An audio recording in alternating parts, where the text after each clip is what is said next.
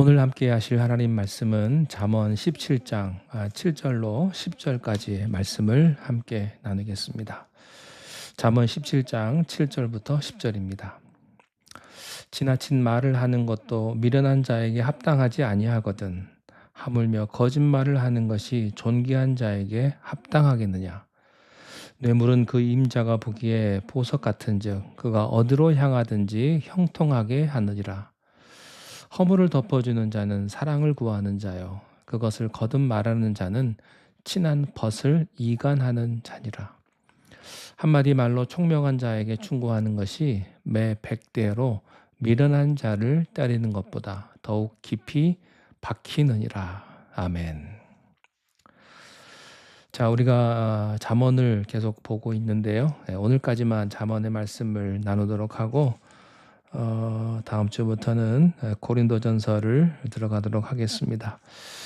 이 잠언의 말씀은 우리가 험한 이 세상을 살아가는데 꼭 필요한 하나님의 지혜가 담긴 아주 보석 같은 책입니다. 여러분들이 잠언에서 느끼셨겠지만 거듭 반복되고 있는 주제가 몇 가지가 있습니다.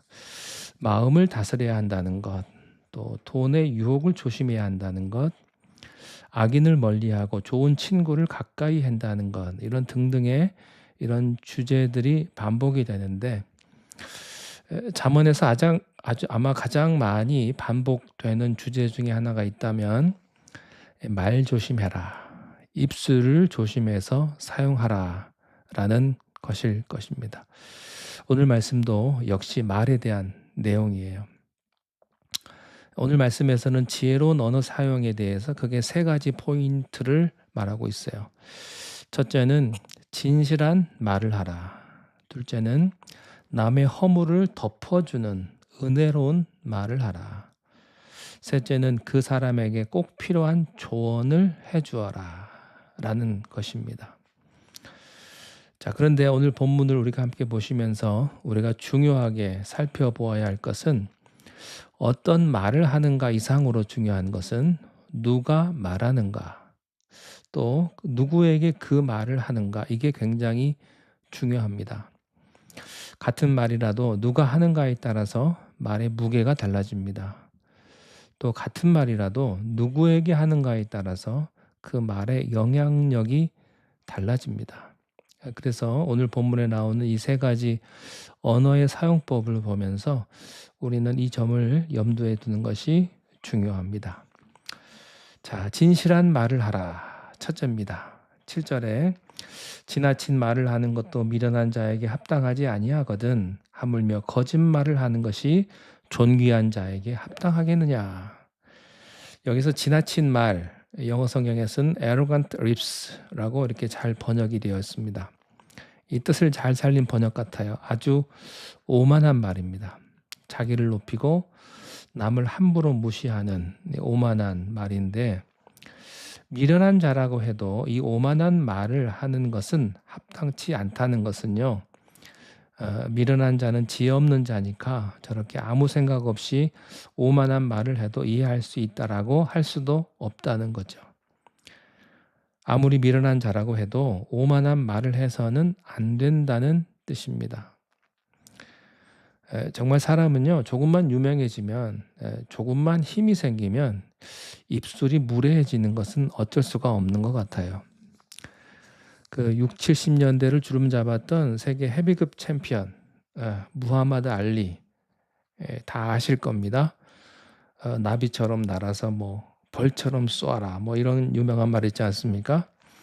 저도 어렸을 적에 알리가 나오는 그 텔레비전 중계를 어렴풋이 본 기억이 있는데요. 그 알리가 얼마나 유명했는지요. 여러분, 지금 우리가 이 세상에 있는 유명한 스포츠 선수들 다 합친 것보다도 훨씬 더 유명했어요. 그 무하마드 알리가 날마다 하는 말이 나는 슈퍼맨이다. 나는 예수 그리스도보다 더 유명하다. 이러고 떠벌리고 다녔어요. 한 번은 비행기를 탔는데요. 승무원이 승객 여러분 안전벨트를 매주세요. 그러니까 비행기가 곧 이륙합니다. 그런데 무하마드 알리가 안 매고 있었더래요. 안전벨트를 매라고 했더니 알리가 나는 슈퍼맨이다. 슈퍼맨은 안전벨트가 필요 없다. 그랬더니 승무원이 이렇게 말했답니다. 슈퍼맨은 비행기 안 타도 된다. 비행기 탈 필요가 없다. 그런 말을 했다고 합니다. 그런데요, 그 잘난 무하마드 알리가 인생 말년에 파킨스씨 병에 걸려서 그 슈퍼맨께서 그냥 몸도 움직이지 못하고 힘들어하다가 돌아가셨잖아요. 우리가 조금만 힘을 가지면 정말 오만하고 또 남을 무시하는 말을 하기가 쉬운데 그것이 얼마나 추해 보이는지 자기만 모르고 다 압니다. 잠언은 오만한 자의 입술은 미련한 자의 언어라고 거듭 경고해요. 그런데 더 중요한 것은 후반부의 말씀입니다. 사실 이 7절의 후반부 말씀을 위해서 전반부는 비교형으로 사용되는 거예요.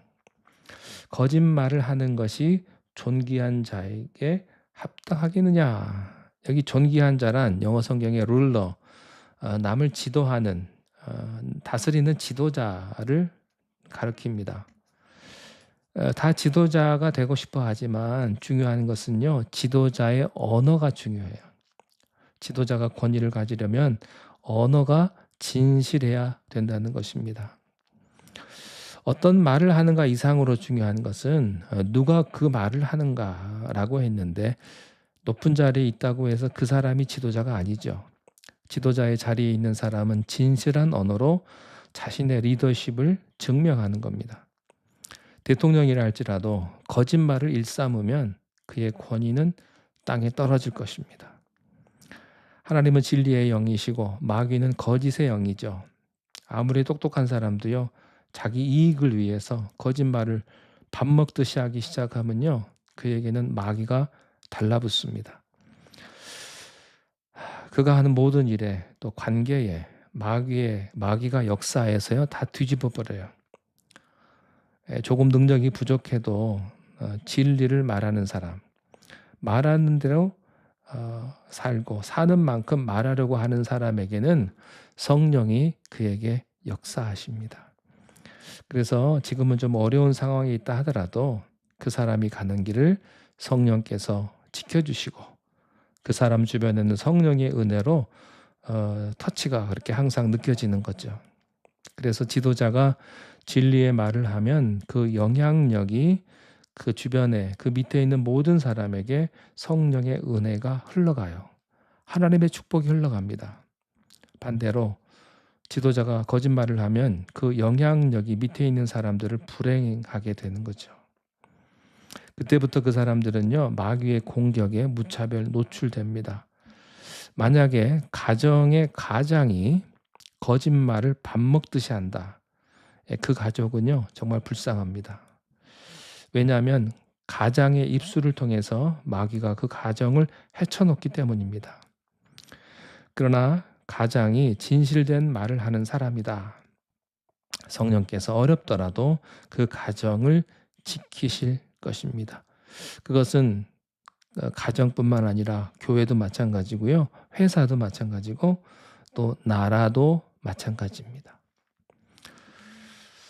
두 번째는요. 남의 허물을 덮어주는 은혜로운 말을 해야 합니다.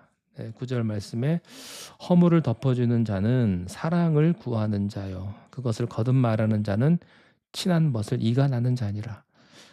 여기서 허물을 덮어준다는 것은요. 악과 타협하고 모른 척한다는 뜻이 아닙니다. 상대방이 인간이기 때문에 저지른 실수를 이해하고 용서하고 그를 바로 세워주기 위해서 노력한다는 뜻이죠. 실수하고 실패한 사람을 사랑의 마음으로 다시 한번 감싸주려는 태도입니다. 오래전에 미국의 한 마을에 하워드라고 하는 애가 하나 있었습니다. 이 애가 태어날 때부터 어릴 때부터 좀 가정에 문제가 있었던지 이 아이가 가슴에 분노도 많고 그래서 공부보다는 장난치기에 바빴습니다. 아주 장난꾸러기였습니다. 얼마나 장난이 심했던지 한 번은 선생님이 이 애를 의자에 묶어놓고 입에 반창고를 붙여놓을 정도로 그래서 매년 한 학년 끝나고 그 다음 학년으로 갈 때마다 이 아이에 대한 그 악명 높은 소문이요. 그 다음 선생님에게 다 전해졌어요. 이전 선생님이 다음 선생님한테 이 애는 구제불능이라고 이렇게 그 다음 선생님한테 다 알려준 거죠. 그래서 그 새롭게 이제 학년이 올라가면 선생님이 꼭 첫날에 이 아이를 불러서 이런 얘기를 해줬다고 그래요.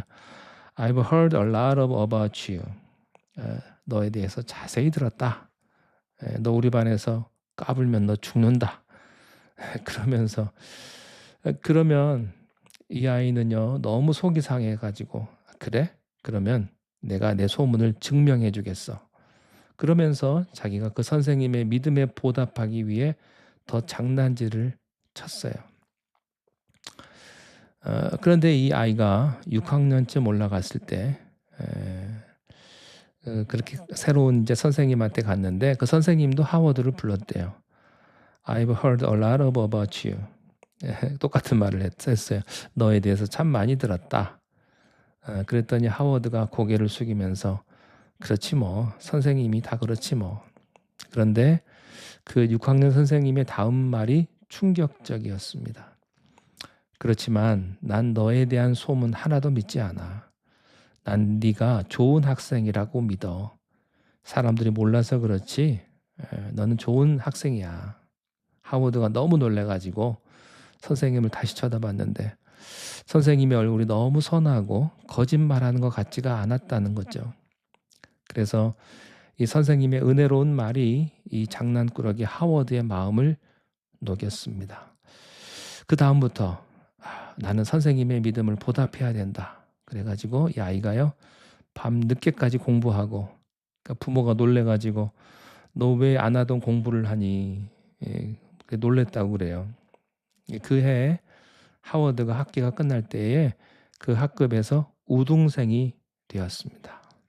정말 선생님이 말했던 나는 너에 대한 소문을 믿지 않아. 너는 좋은 학생이야 라는 그 믿음에 보답한 거예요. 이 사람이요 나중에 훗날 미국 달라스 신학교의 유명한 신학 박사요 또 목사가 된 목사들의 스승이라고 하는 하워드 핸드릭스 박사입니다. 아이의 허물을 덮어주는 한 선생님의 은혜로운 말이 그 아이의 인생을 바꾼 거예요.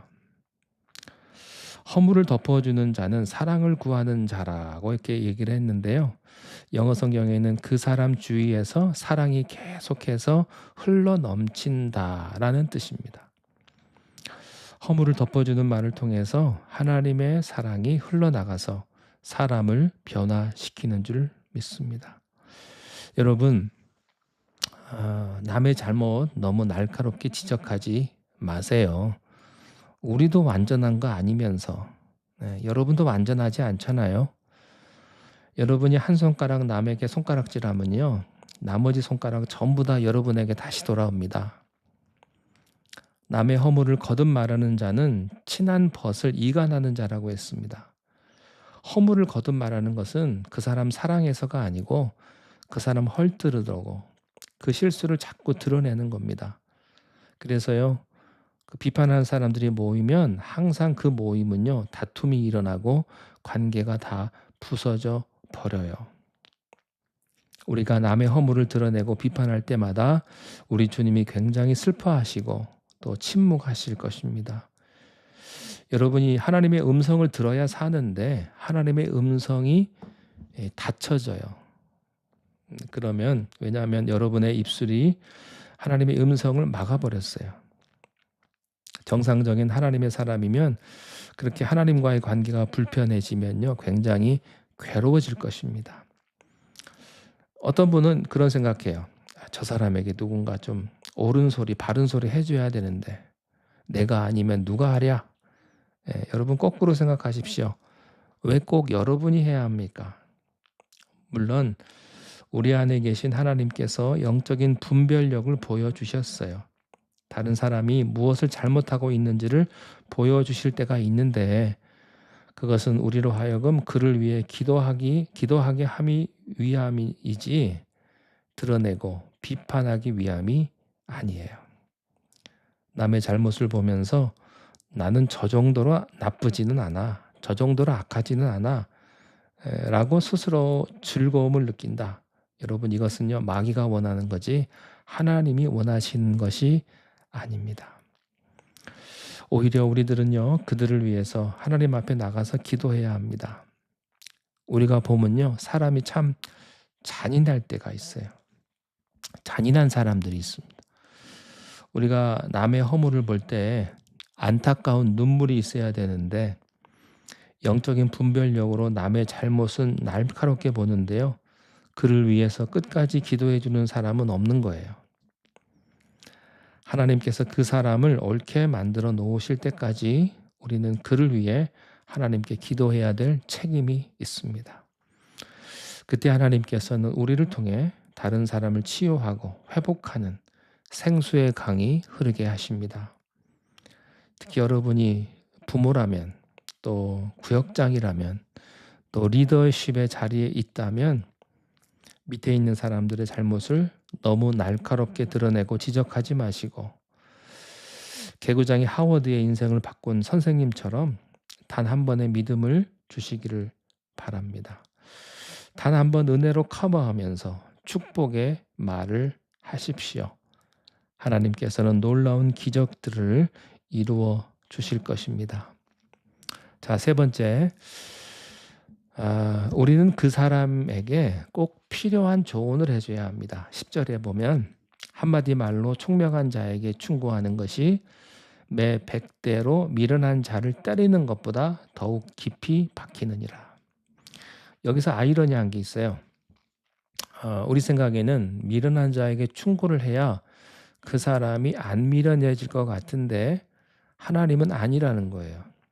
충고는 총명한 자에게 해야지 미련한 자에게 하지 말라.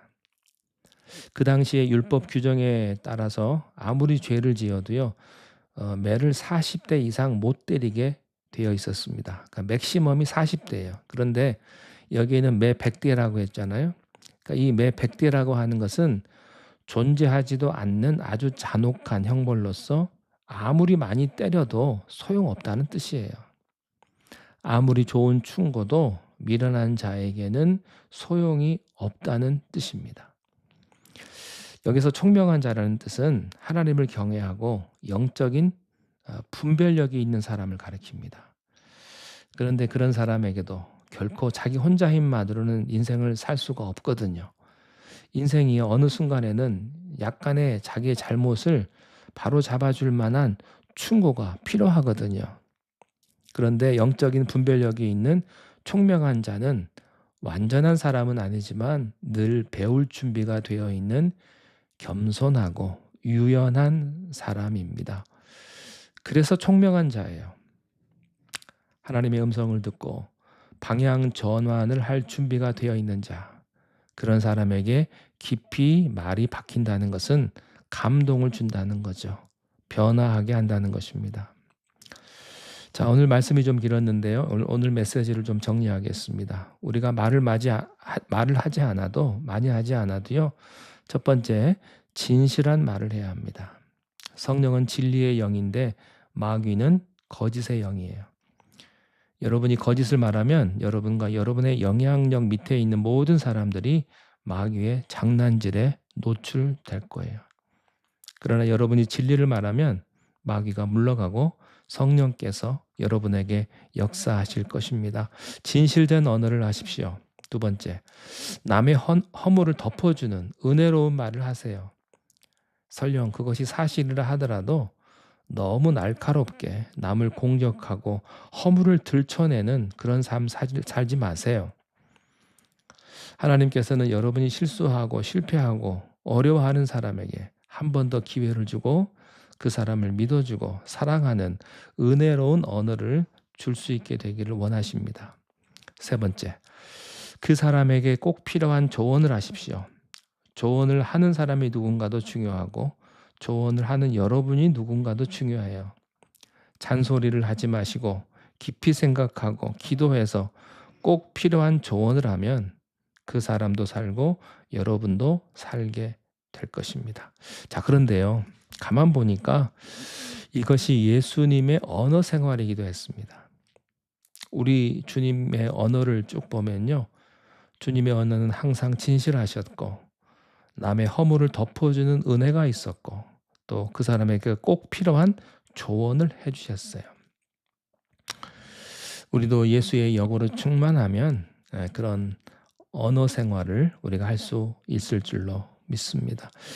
여러분도 예수님의 영으로 충만한 그런 보배로운 언어 생활을 하는 여러분이 되시기를 축원합니다. 기도하겠습니다.